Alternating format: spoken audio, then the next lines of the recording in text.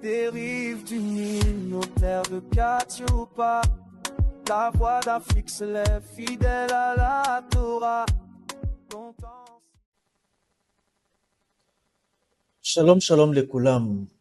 Bonjour tout le monde. J'espère que vous portez bien aujourd'hui. Nous allons parler pour ce jour d'un personnage exceptionnel, d'un personnage très très important dans l'histoire juive, ou encore l'histoire d'Israël. C'est un personnage qui a marqué de manière positive son époque, toute une génération, et dont nous devrions copier cet exemple au jour d'aujourd'hui. Parce que, c'est-à-dire, à son époque, il y a eu pas mal de bouleversements dans l'histoire juive, dans l'histoire d'Israël, et lui, et à ses côtés, d'autres personnes, ils ont mobilisé, ils ont manifesté une foi indescriptible afin de, euh, c'est-à-dire brandir ou alors supporter et puis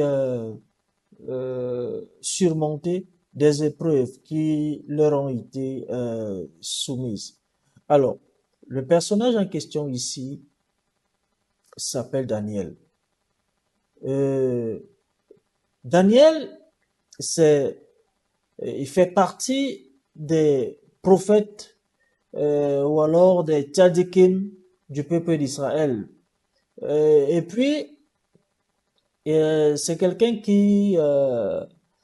euh, qui occupe une place assez singulière dans le peuple juif.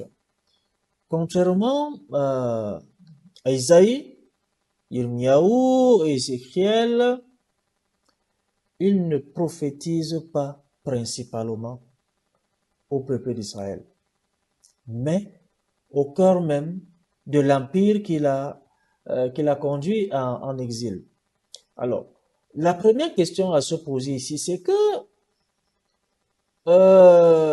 le fait que nous soyons en exil fait de nous des faibles, ou alors nous empêcherait-il à mieux exercer notre foi, nous empêcherait à mieux manifester notre foi envers le Saint béni soit-il?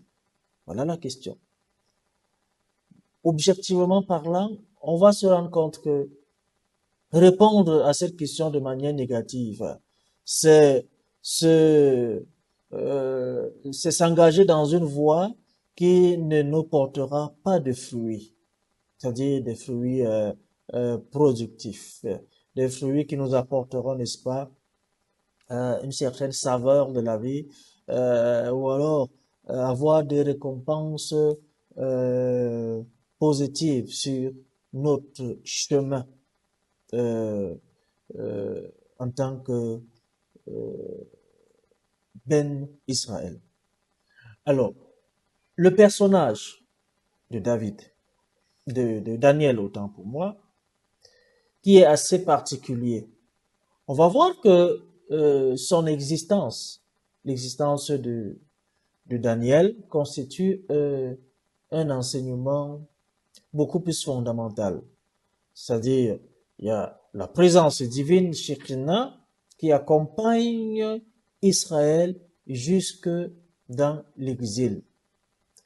Et pour les Bantous israélites, qui réfléchissent à la préservation de leur héritage spirituel au sein de sociétés souvent éloignées de la Torah, Daniel est une figure de fidélité et de persévérance.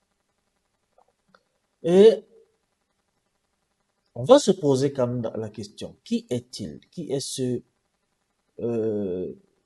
prophète-là qui a marqué toute une génération et dont on parle encore aujourd'hui? Eh bien, selon le livre de Daniel, il n'est mentionné nulle part, ni sa naissance, ni sa date de naissance, ni les noms de ses parents. Par contre, les sages enseignent qu'il appartenait à une famille noble de la tribu de Yehuda, probablement liée à la maison royale de David. Et le Midrash, quant à lui, le présente comme un jeune homme sans défaut physique, instruit dans la sagesse, capable de discernement et profondément attaché à Hachem. Son nom Daniel, le nom Daniel, on va prendre Dan, qui signifie juger. Dan signifie juger. Et El, qui signifie Dieu, ou Hachem. Et on dira, Hachem est mon juge. Ou alors, Dieu est mon juge. Eh bien, à partir de ce nom, on verra que toute sa vie illustrera cette vérité, toute la vie de Daniel. Il va préférer le jugement d'Hachem au faveur des puissants. Voilà comment un Israélite doit vivre. Voilà comment un enfant, un Ben Israël, un Ben Hachem, il doit vivre. Tu dois préférer le jugement d'Hachem que les faveurs des puissants. Voilà la première clé. Alors, qu'est-ce que l'histoire nous dit? L'histoire raconte que en 605, avant l'ère commune, le roi Nabuchodonosor envahit Yerushalayim et amena des jeunes membres de la noblesse judéenne à Babylone. Et parmi ces jeunes, Daniel fut choisi. Il était accompagné de Anania, Michaël et Azaria pour être formés à la cour royale. Et dès qu'ils sont arrivés à Babylone, leurs noms furent changés. Daniel, lui, son nom fut changé par Belshazzar. Son nom fut changé par Belshazzar. C'est de ce nom qu'on lui donne. Anania, par contre, il fut appelé Shadrach. Michaël, il fut appelé Meshach. Et Azaria, Abed-Nego. Et d'après nos sages, ce changement de nom visait simplement à effacer leur identité hébraïque. Ce qui, malheureusement, plus tard, on verra, c'était plutôt le contraire. Daniel et ses frères et ses amis et ses compagnons n'ont jamais oublié qui ils sont. Voilà une autre leçon qu'on doit retirer. Car même si on quitte de chez nous, lorsque tu quittes de chez toi, pour aller dans une autre région, dans un autre pays, tu ne dois jamais oublier d'où tu viens. Alors, on voit que leurs noms étaient changés, mais ils se rappelaient toujours qui ils sont, d'où ils viennent. Voilà ce qui a fait leur force. Et ça fait en sorte que ces hommes-là, ces enfants, ils sont demeurés fidèles à la Torah. Ils ont refusé même les mets du roi. Ils ont refusé, ils ont refoulé beaucoup de traditions qui n'étaient pas bien à leurs yeux, qui n'étaient pas agréables à leurs yeux. Et c'est à partir de là qu'on va voir que ils étaient finalement en mission. Ils ne sont pas allés en exil pour devenir esclaves. Ils ont utilisé leur savoir afin de faire perpétrer l'histoire juive, l'histoire d'Israël.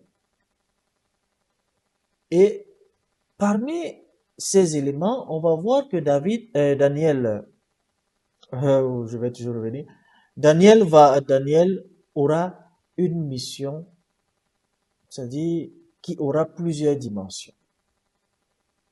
Et parmi ces dimensions, on va voir la préservation de la sainteté au cœur de l'exil. Tu dois, pendant que tu es en exil, non seulement tu dois te rappeler qui tu es, d'où tu vis, tu dois chercher à préserver la sainteté d'Akadosh Baruch Hu, là où tu es. Deuxième chose, tu dois manifester la souveraineté d'Hachem. Tu ne dois pas te cacher là où tu es. Ça sert à quoi si tu te caches? On ne saura pas qui tu es. Tu dois t'identifier. Tu dois manifester la sainteté d'Hachem devant les nations. Comment te cacher alors que tu as une lumière en toi? La lumière ne se cache pas. À partir du moment où tu te caches, sache que tu n'as pas de lumière. Autre élément parmi la mission de Daniel dont nous devons manifester dans notre vie, c'est interpréter les rêves et les visions royales. Bon, là, c'est autre chose. C'est autre chose. Mais voilà l'une des missions de Daniel, qui avait plusieurs dimensions. Donc voilà une des dimensions de sa mission.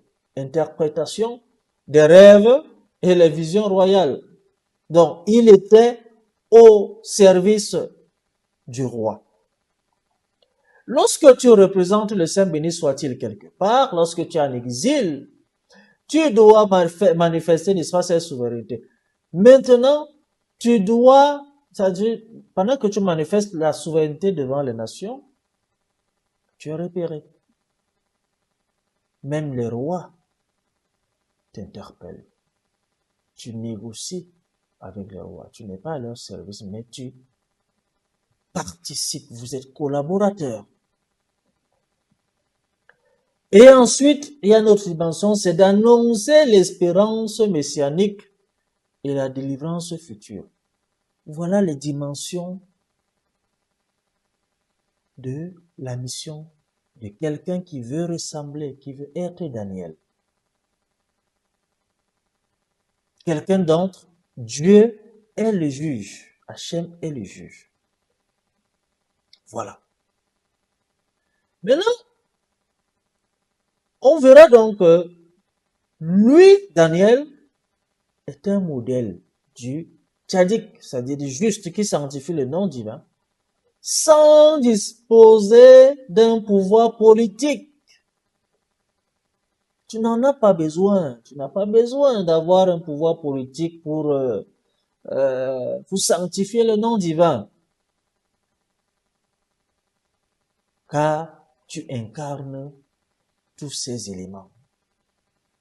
Tu préserves la sainteté, tu manifestes la souveraineté, tu es au service du roi, tu travailles avec le roi, il y a une collaboration, tu annonces l'espérance messianique.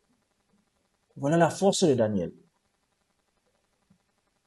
Et on va voir que Rabbi Chaim Vital, dans plusieurs passages de Ara Gilgulim et Etzraïm, il explique, Rabbi Chaim Vital, il explique que l'exil n'est pas uniquement un événement historique,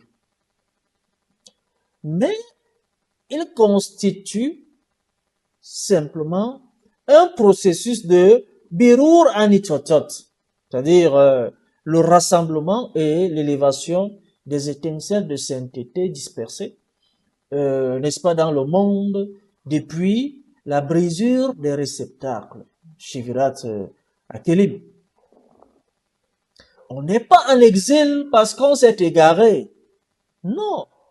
Et on doit rassembler, n'est-ce pas, ces étincelles-là, les étincelles de sainteté qui se sont dispersées dans le monde. Voilà notre mission. Si on est en exil et puis on croise les bras, on est inutile. On est inutile. C'est pour ça que chacun parmi nous devrait connaître sa mission sur Terre. Si tu es à Madagascar, sache pourquoi tu es là-bas. Si tu es au Cameroun, sache pourquoi tu es là-bas. Si tu es au Congo, si tu es au Ghana, si tu es au Zimbabwe, si tu es en France, si tu es, peu importe l'endroit dans lequel tu te trouves, sache que tu y es afin de rassembler les étincelles de sainteté dispersées dans le monde. Et ceci, à partir des brisures des réceptacles de Kéline. Et c'est dans cette perspective que Daniel n'est pas envoyé à Babylone par hasard. Tu ne te retrouves pas dans un endroit par hasard.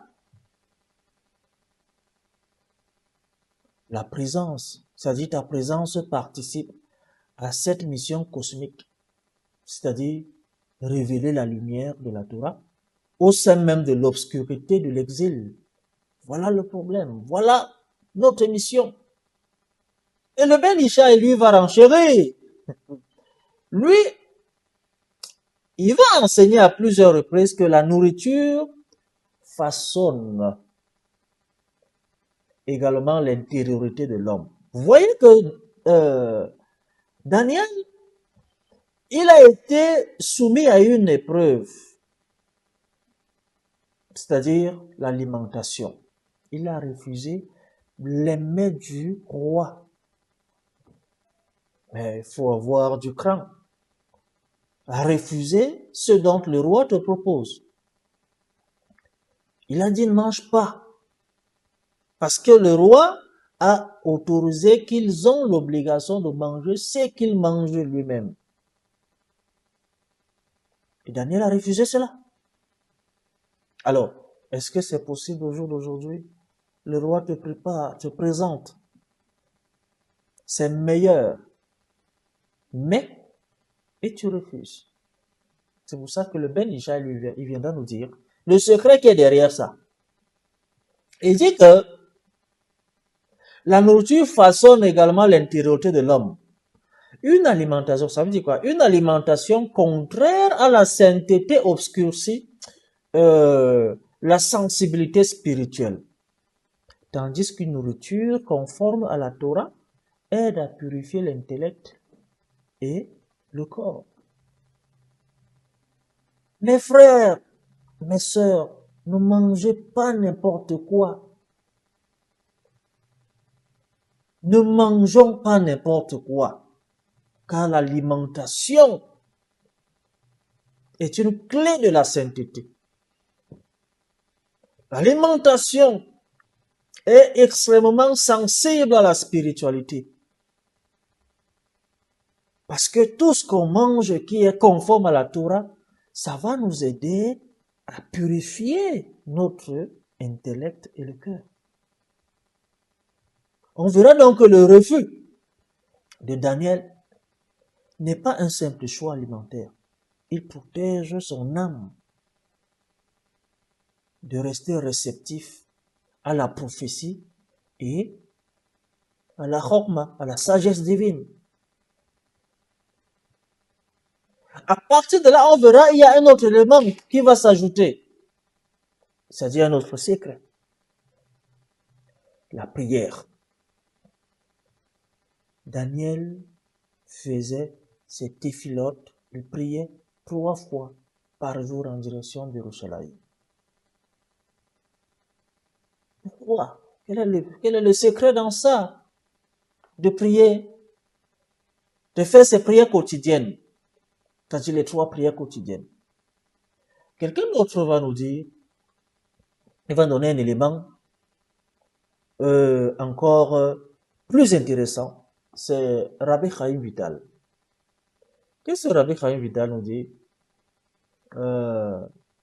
Il nous fait comprendre que les 3 prières quotidiennes correspondent aux grandes réparations spirituelles qui unissent les mondes supérieurs et inférieurs. Ça veut dire quoi? Ça veut dire que même loin du temple, Daniel maintient ainsi son lien avec la Shekinah. Il faut toujours prier. Faites vos prières, mes amis. Restez fidèles à la prière.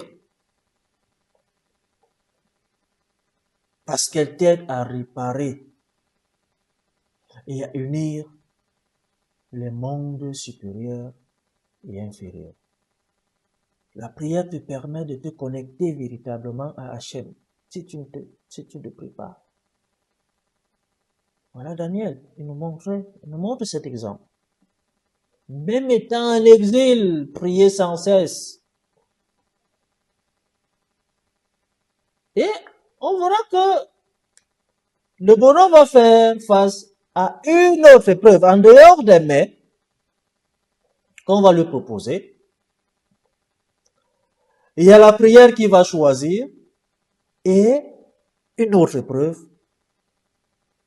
c'est l'idolâtrie.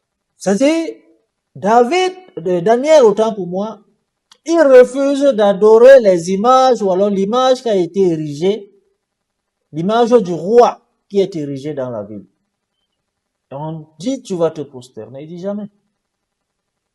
Il a cet enseignement que tu n'adoreras pas des dieux étrangers ou alors des dieux taillés en pierre. Il dit, je ne le ferai pas. Alors, il est contraint d'être jeté à la fosse au lion. Voilà notre preuve. Mais on verra plus tard que David, il va sortir et les lions ne vont jamais l'attaquer. C'est vrai qu'on n'ira pas en profondeur dans cette histoire. Mais selon une lecture mystique, les lions ici représentent les forces de rigueur, le djinn. Le djinn.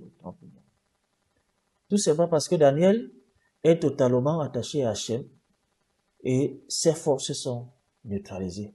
Par conséquent, l'attachement à Hachem neutralise toute force occulte, toute force dangereuse qui te contraint à s'épanouir selon le plan divin. Le miracle manifeste ici qu'aucune puissance de ce monde ne peut dominer celui qui demeure sous la protection divine. Et ça va renforcer quoi? Sa vision. Il y a les visions de Daniel. C'est pour ça que son livre de Daniel va nous présenter plusieurs révélations majeures. Lorsque l'on brave ces épreuves, Hachem vous accompagne. Et parmi ces visions, ces révélations dont David a fait face, il y a la statue des 4 royaumes. Il y a les 4 bêtes symbolisant les empires. Il y a les 70 semaines. Il y a la résurrection des morts. Il y a le règne messianique. Voilà le cadeau qu'Akadosh Baruch Hu donne à David.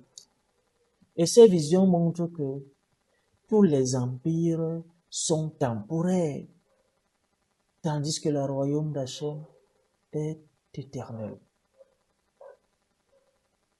Donc, alors, à partir de ce moment, lorsqu'on fait une analyse ou alors une lecture selon un contexte bantou, israélite,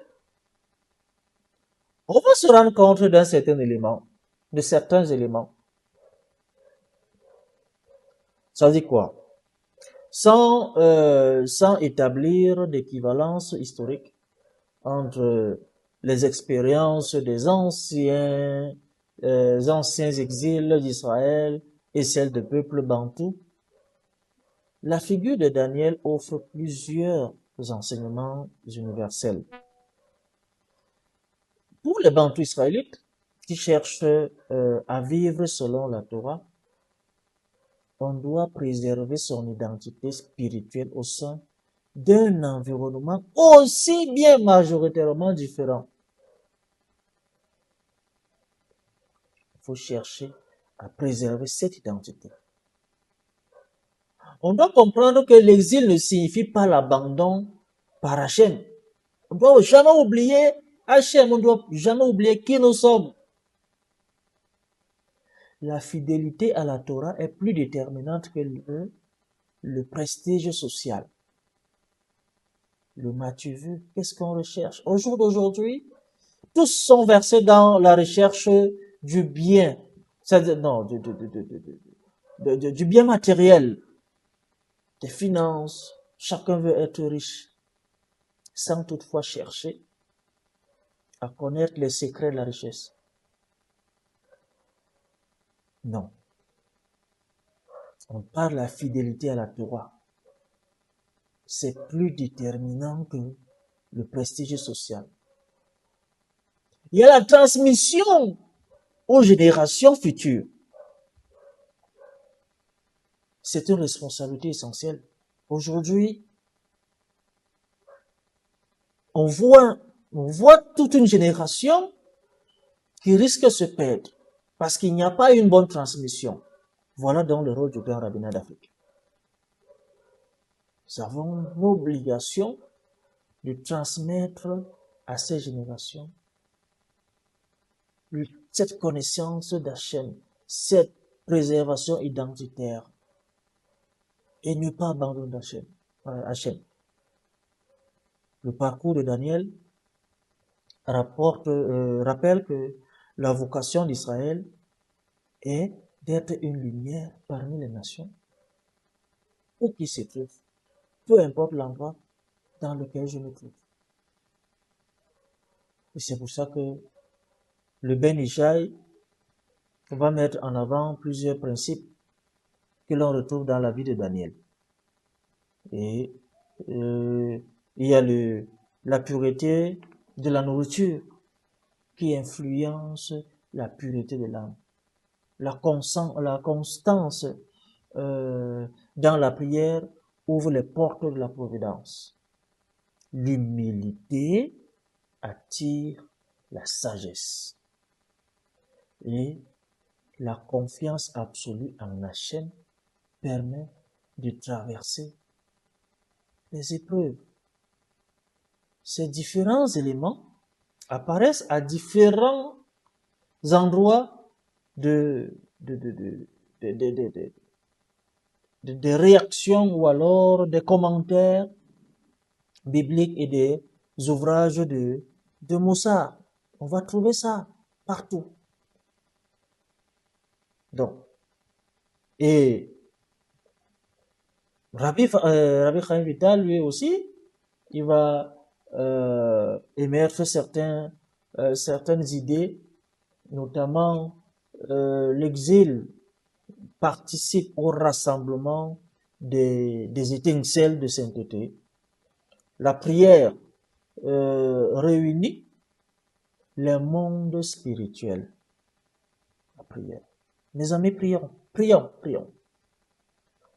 Rabbi Chaim Vital continue à dire, la providence guide les placements, les déplacements des justes selon une mission précise. Et puis, la délivrance finale dépend aussi de la réparation intérieure de l'homme.